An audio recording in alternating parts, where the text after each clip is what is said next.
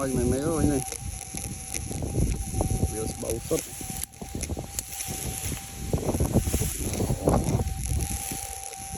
bầu sốt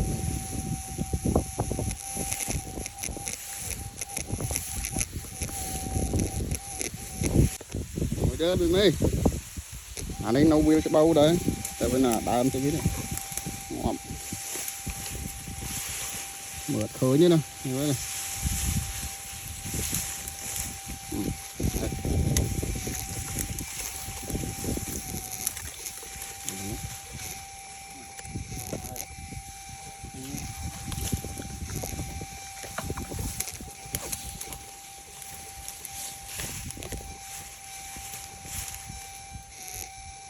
cái gì đa của mấy này nó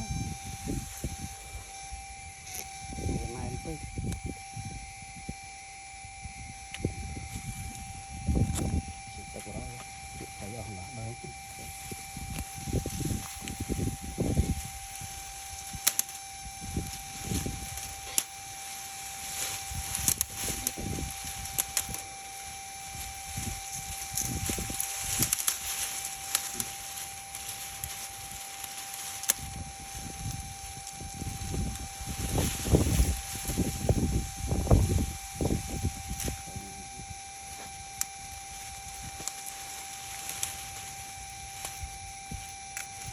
đi nó thôi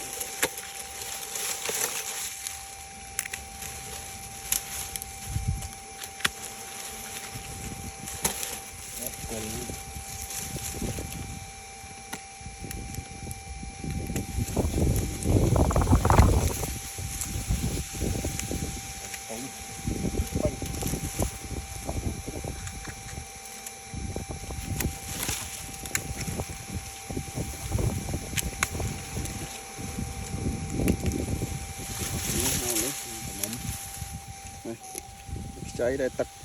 quanh đấy mà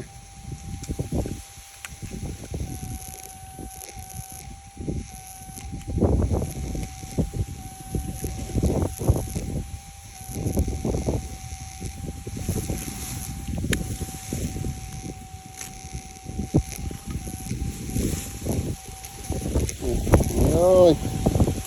hỏi đi hột bán thôi bầu sốt bầu sốt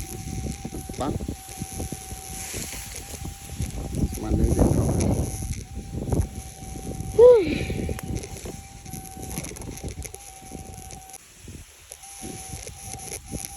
mày